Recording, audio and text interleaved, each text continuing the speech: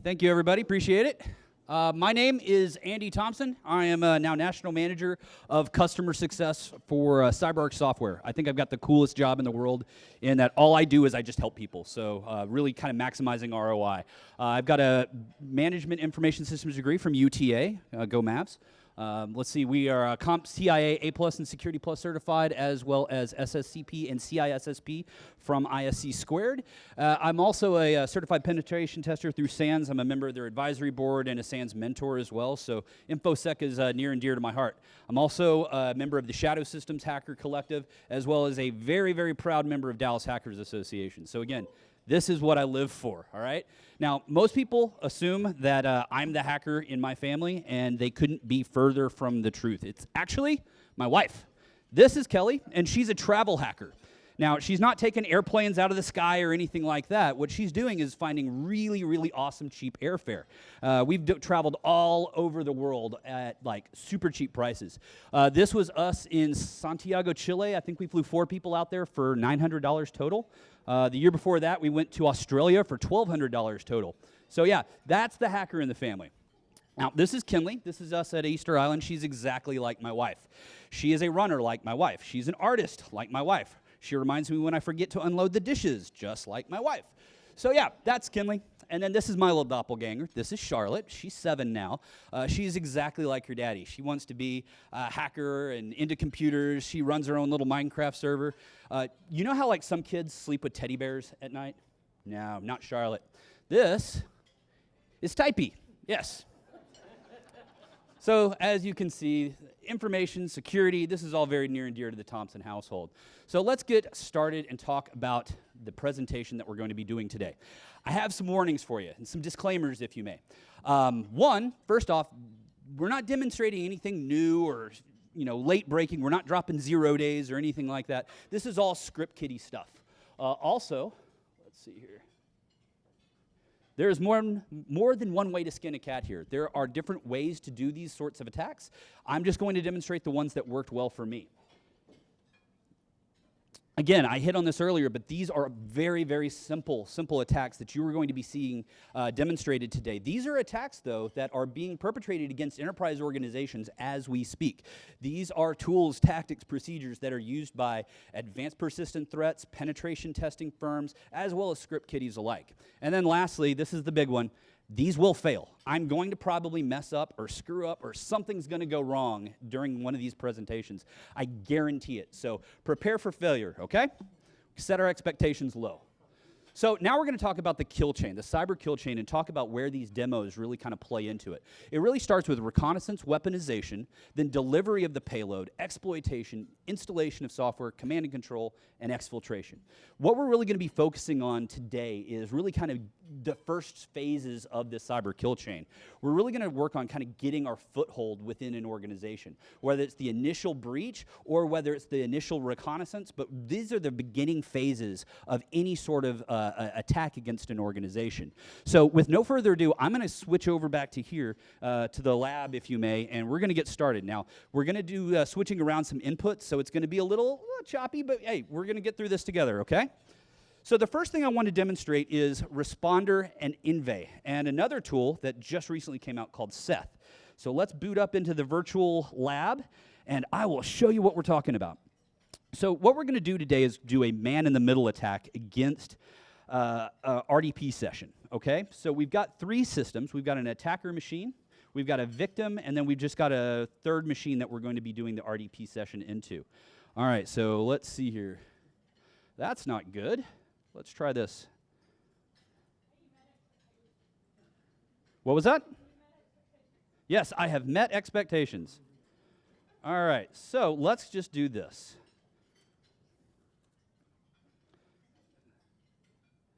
All right, hold on one second. Let's try and mess around with the projection screen a little bit.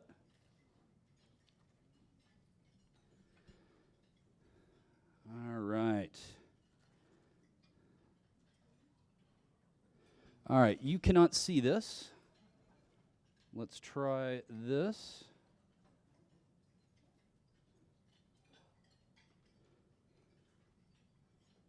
All right, project to a second screen. Y'all should be seeing something very soon. There we go. Anything? Is it full screen? All right. Man, this stinks. All right, so let's do this. I'm going to scroll over. All right, let's do something else. While this is booting up, Michael, would you work on this for me, please? Thank you. All right, I want to show you guys some physical penetration testing toys, if you may. This right here is a USB Rubber Ducky. Who here is familiar with this? So we've got a few handfuls. What this does is this replaces it looks like a USB storage device, but this is actually a keyboard. It has pre-programmed commands in it that will then take over the system and type it out just like it normally would. So while Michael's working on the projection over here, oh, good. Good deal. Let's just show this one off real quick. All right, so you guys in the front are going to have to pay attention here. We're going to plug this in, and it's going to start acting on its own. All right, so give it time. So let's say somebody walks away from their computer. You have just a few minutes, maybe a minute tops, to really kind of do your initial exploit. So what we've done is it just automatically downloaded a file, It's downloading it, saving it to the local system, opening up Notepad, opening that file. Let's see here. There we go. Now it's saving it as the wallpaper desktop and closing it. So it says you have been hacked. So this is sort of the thing. I don't write malicious payloads, but if you can see here, we were able to basically manipulate the whole operating system just from a pre-programmed script. Now that is the USB Rubber Duck. This is about $50 on hack5.com. Thing I wanted to show you, though, is this is called a USB, bad USB. This is a DigiSpark Arduino board that costs $1.50 tops, and it can do the exact same thing. So what we're going to do is this recognizes as a keyboard, and it runs a pre-programmed script. So for $1.50, you could make a bunch of these, do some 3D printing to make it look like a legitimate USB key, throw 100 of these out in a parking lot, and you can collect yourself some shells. So we're going to go ahead and plug this one in. And what this will do is very similar. It's just, again, we don't write malicious payloads here. That's gotten me in trouble in the past. So it takes a little while to recognize that this is a keyboard. It will then open up Windows, open up Notepad, and then start typing away characters, whatever we decided to program. So there we go, opening it up Notepad. There it is, hack the planet. So again, all done automatically without any sort of physical connection there. The next thing I want to show you is the USB Bash Bunny. Now, this is very similar to the two tools I showed you before, but this actually is a self-included or a self-contained Linux machine as well. So you can do a lot of interesting attacks with this. One that I think is particularly interesting is that you can do a responder attack on a machine that's locked. So you can just simply plug this into a machine that's locked, and you can start exfiltrating passwords from an organization. No user interaction required.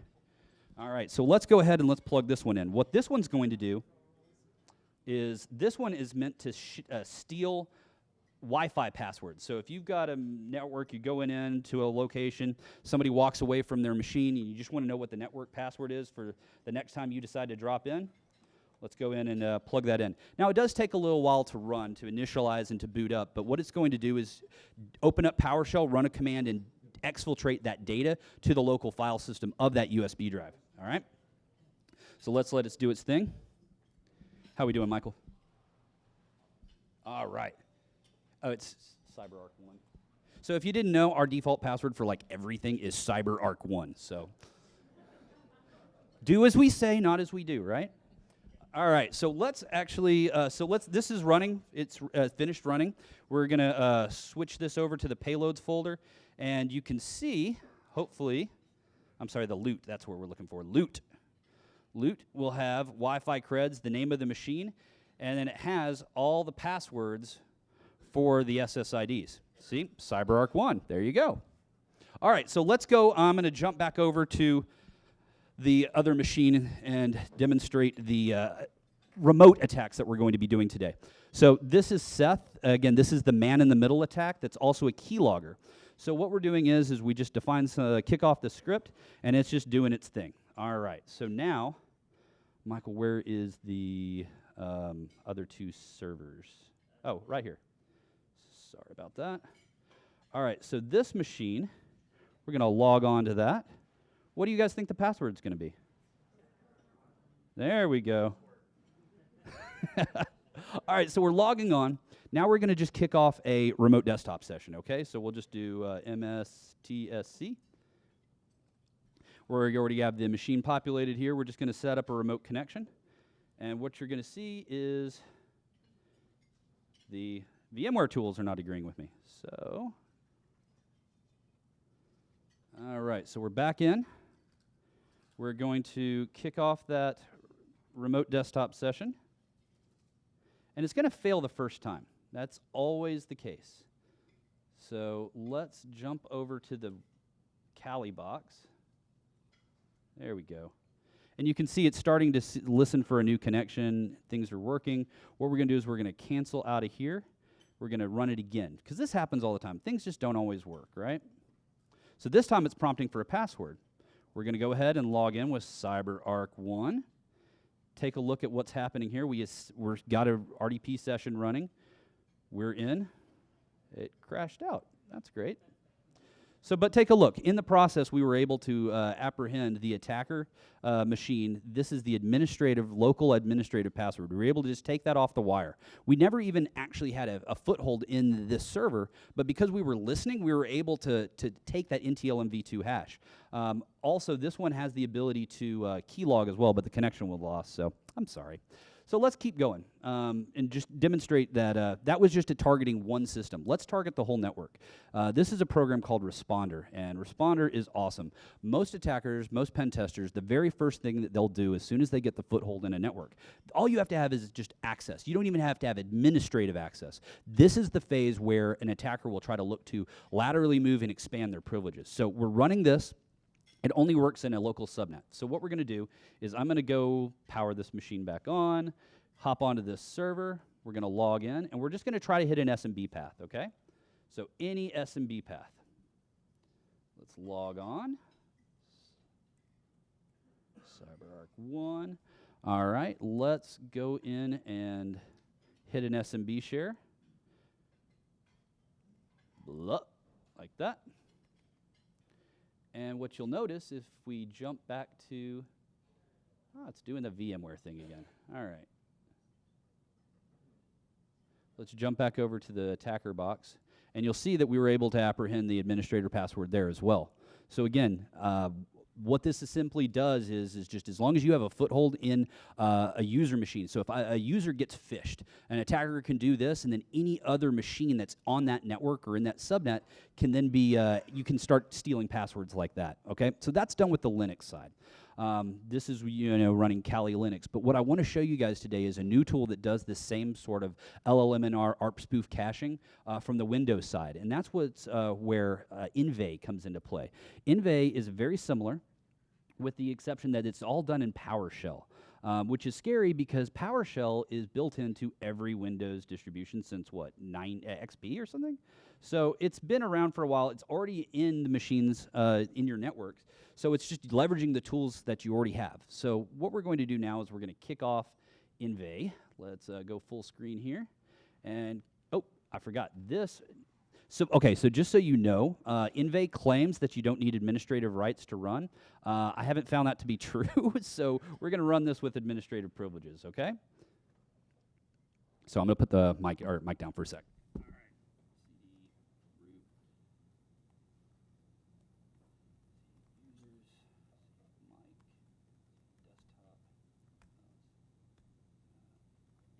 All right, so we're kicking off Inve here. So now you can see that we are now spoofing the subnet. We're going to jump on to another Windows box. Let's see here. Wow, now the server shut down. That's great.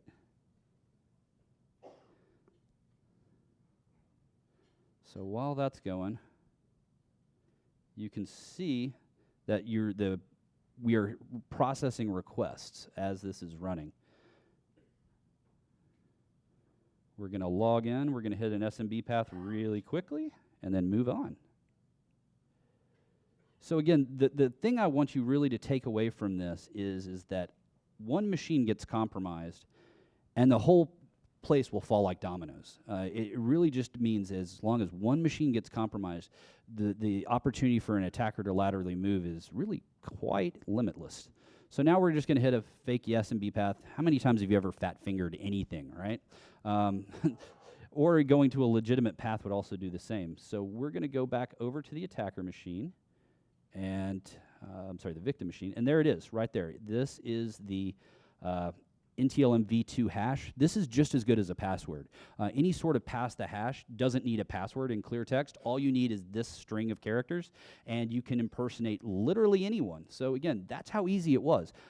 Using the existing, PowerShell as the framework, we were able to kick off these attacks. So that is Responder, that is Seth, and that is Inve. Now I want to show you guys the other side of the Wi-Fi pineapple attack. Whoa. Sorry, not Wi-Fi pineapple. This is, again, the Bash Bunny. So we're going to run another payload. It's got multiple switches, so we can detonate multiple payloads. This is one of my favorites. So let's see here. What this one does is this goes in, opens up PowerShell, and executes a potentially malicious script. So let's let it run its thing. And yeah, can we switch the input? Might actually work this time. It goes in back here. All right, so it's downloading.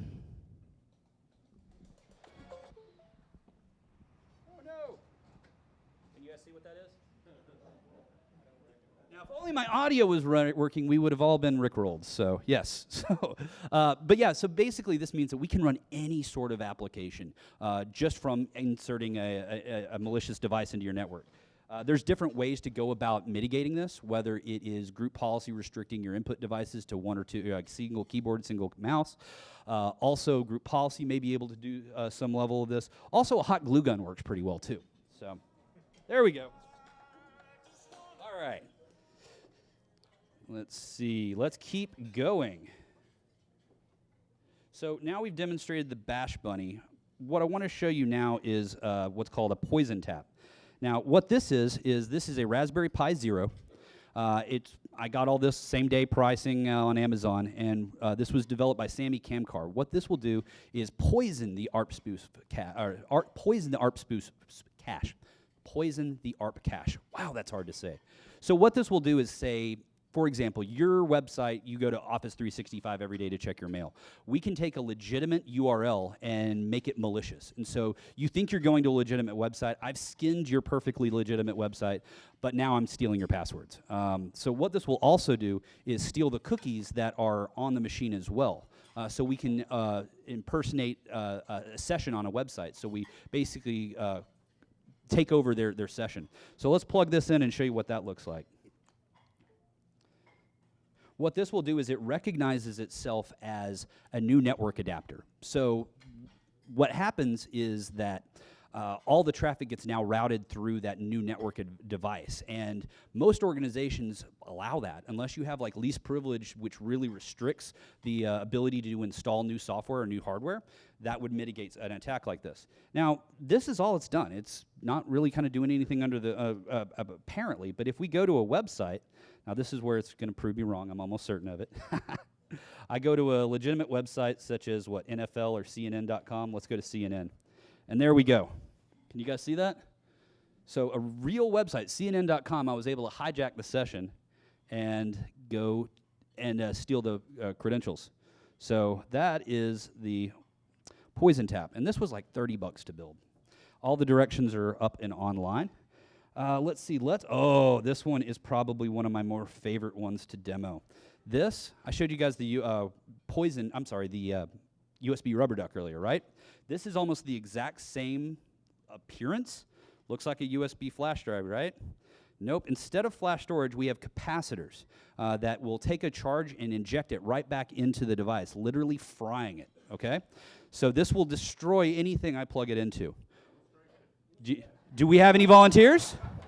All right. Well, just so you guys know, I was really looking forward to trying to find a laptop to blow up today, and I couldn't find one. Nobody wanted to be a volunteer, so I decided to bring in an old Bitcoin miner that has served its purpose, and we're going to destroy it today, okay? So what we're going to do first is just show what this looks like. I have a protective sleeve. We're going to plug it in, and it's not going to fry the device as long as this sleeve is plugged in. So let's go ahead and try that out, okay? So let's plug this in. Hey, Michael, can you hold the microphone close to the connectors? All right, get ready and watch this. You can see the spark.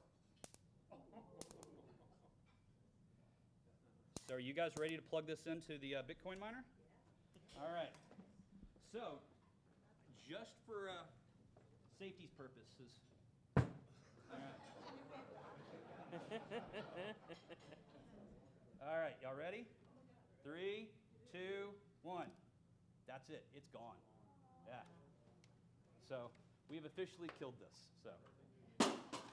All right. So again, how do we mitigate that? Hot glue. All right. And we got 2 more that I want to demonstrate for you guys today. This is a really cool demonstration that was actually completely developed by our friend Michael West here. This is a barcode, and I'm totally going to butcher your presentation, okay? All right. So what Michael was able to determine was that there are legitimate, these barcode scanners you can actually code macros into. And you can actually do some pretty nefarious stuff with these macros. So, for example, can you just open up Notepad, please? I've got 2 barcodes here. One is for preparation H. I've got another one that is a box of Pop-Tarts, okay? The preparation H, let's go ahead and just give this a scan. Anything? Oh, did it open up a calculator? That was my malicious code. So let's go into Notepad again. So yeah, this is what it's supposed to do. Just register the UPC code. But when I take a maliciously coded one, then this will open up Notepad or calculator and execute a command string. Pretty neat stuff, right? So let's go back over. Let's see, take the input, and we're going to go to barcode.com. And I'm going to show you guys how easy it is for an attacker to develop a payload like this. All right, let me know if you guys can see the screen. There we go. All right.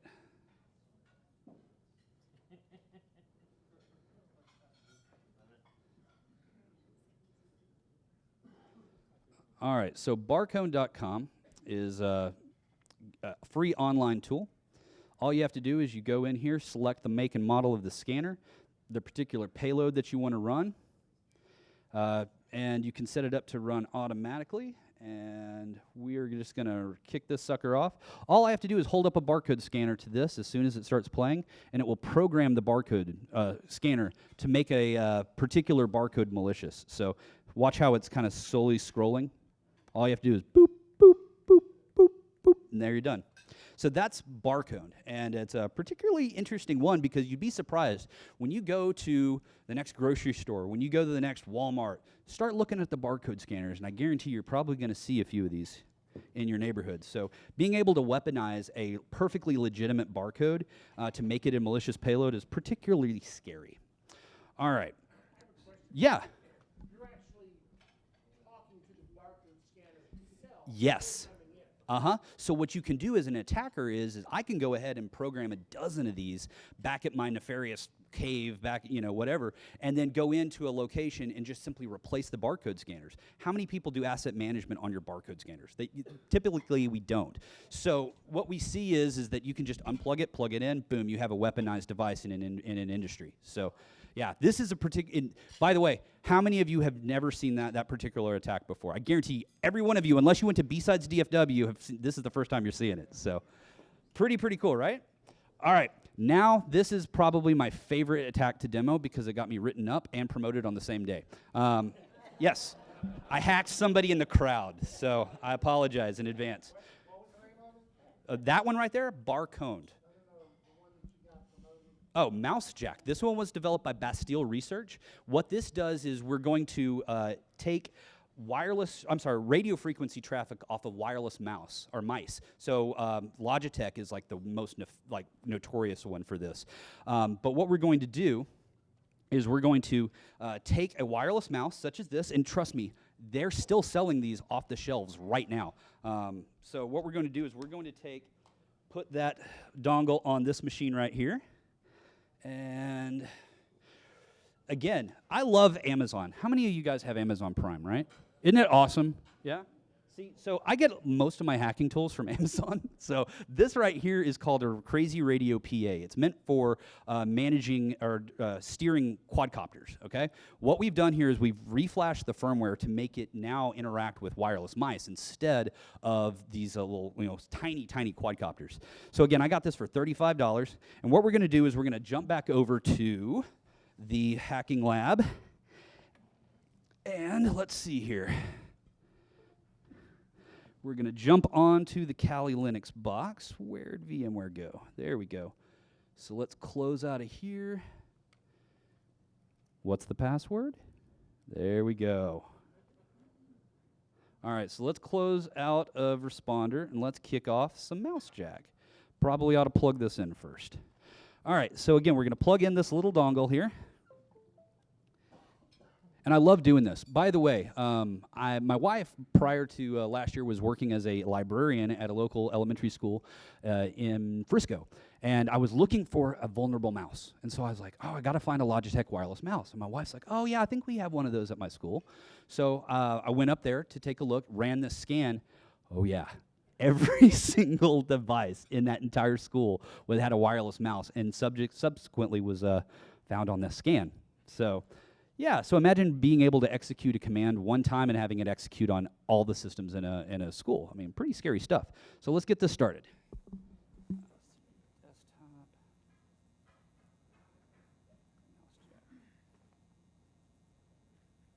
All right, let's see.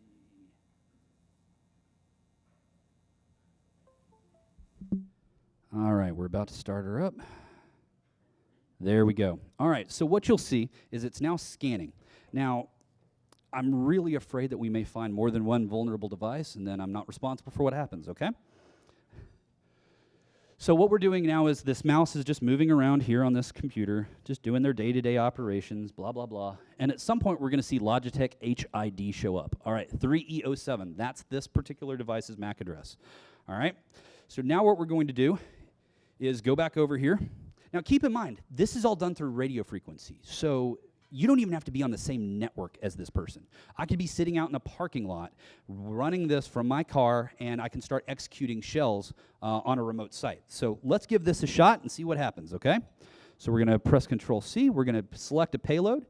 Now, everybody pay attention to this computer right here, okay? So what we're going to do is we're going to execute it, and sending a tech. What are we doing here? No internet, Well, that's because I fat-fingered the script.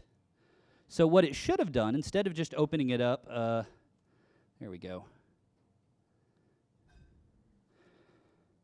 But anyway, what you can see is that because we were able to take a command through radio frequency and make this computer that's not even connected to the same network execute it. It was supposed to go to a website. The unfortunate aspect was this machine lost its internet connection, okay?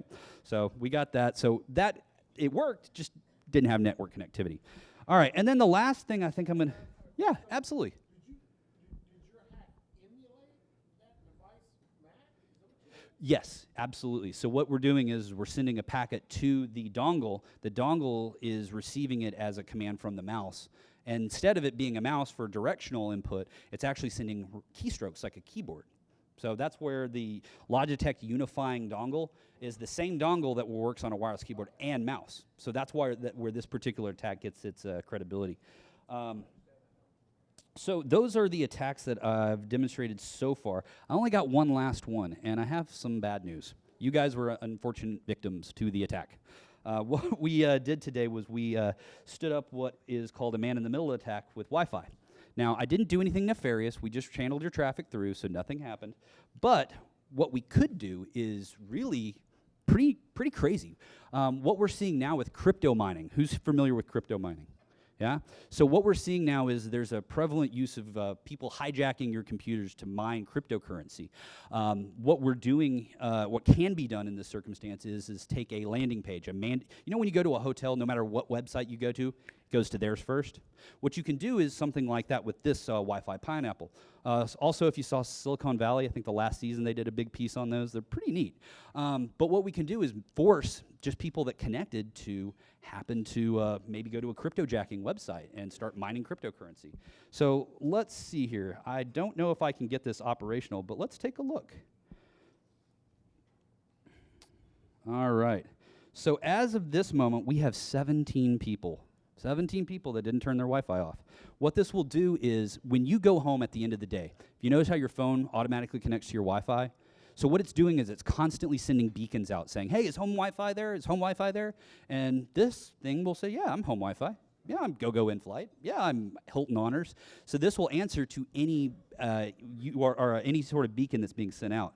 So I'm not going to say who these people are, but Southwest Wi-Fi, GoGo in flight, Panera Bread, ATT Wi-Fi, a lot of these. Oh, free PHX, Boingo Wi-Fi. Somebody went to Phoenix. Good. Yeah. So again, that is fairly, not that particularly mean or nefarious, but a bad actor can do a lot of malicious things. Rerouting legitimate web traffic, viewing the websites, what they're viewing if you're not using SSL, so be sure to use a VPN.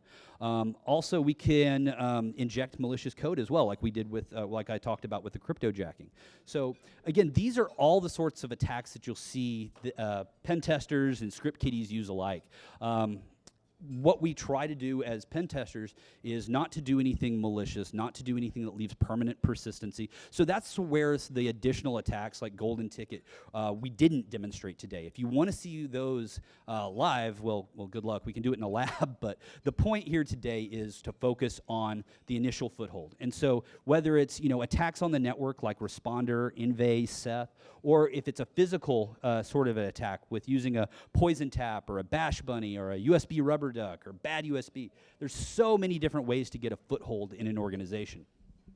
So that really kind of concludes my presentation. I'm kind of just going to open it up to Q&A.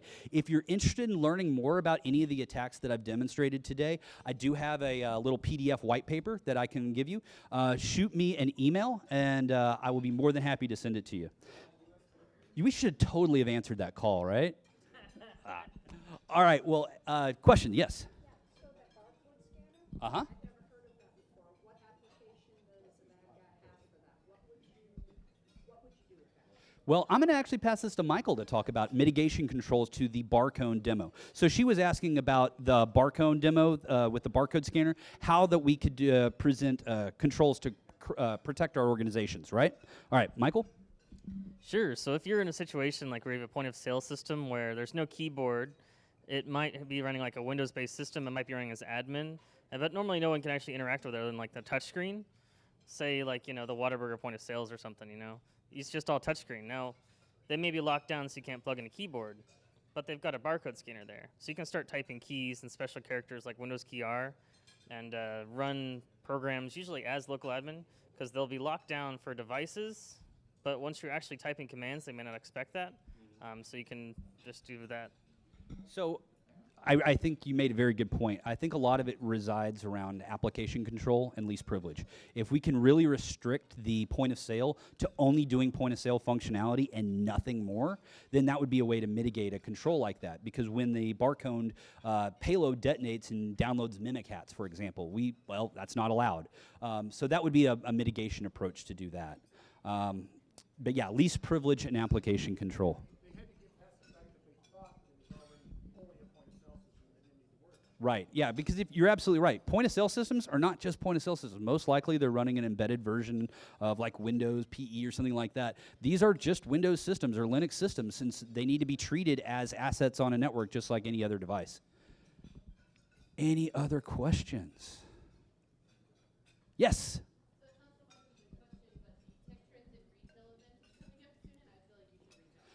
All right, absolutely. In fact, I'll say this. I'm not going to name names, but when Michael did the demo and presentation of Barcode at B-Sides DFW, our large retail vendor ended up hounding him pretty quickly as soon as he was off the stage. Yes? Favorite mobile VPN clients? I only use one, and I've always been happy with it, and that's Private Internet Access, PIA. I really haven't had any issues with it, and it works on all platforms, Windows, Linux, and mobile. So I recommend that one, Private Internet Access. All right. Well, any other questions? Yes.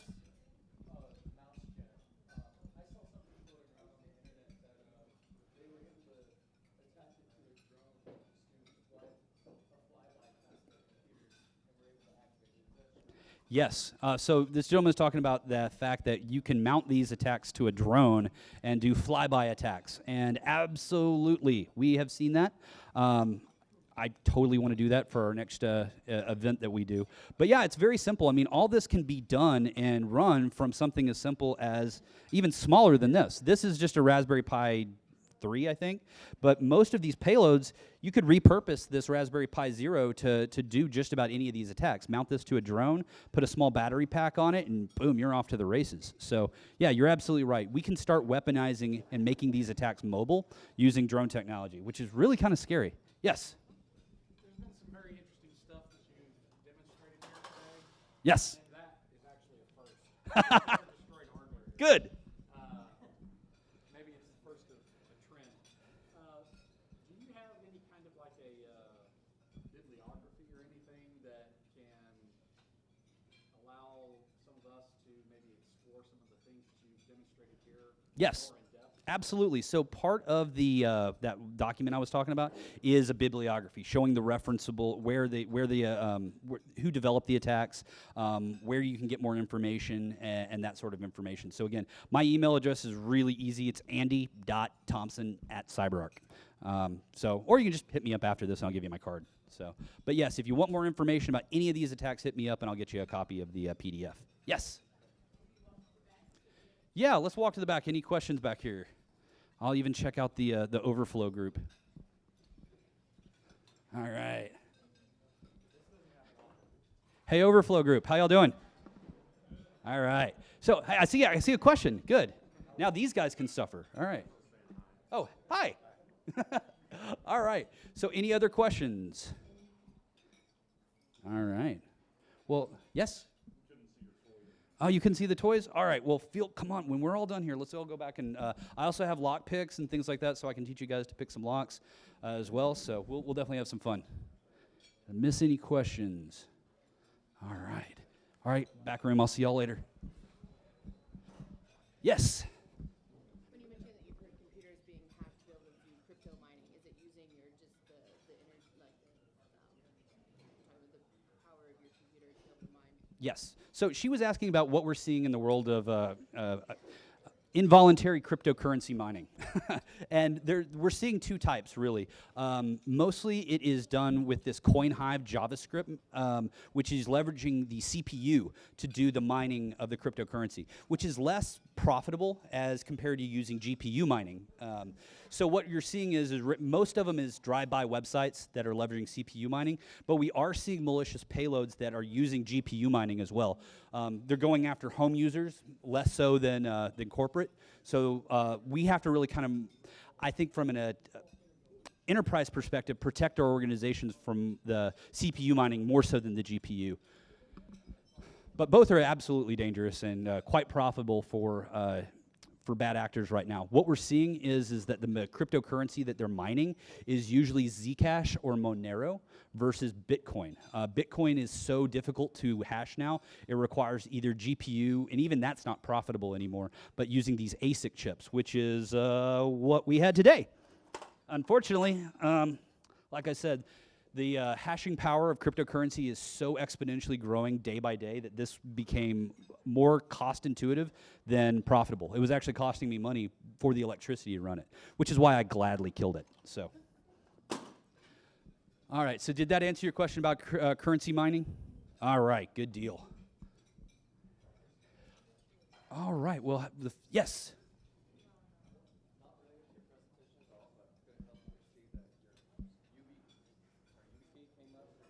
Yes.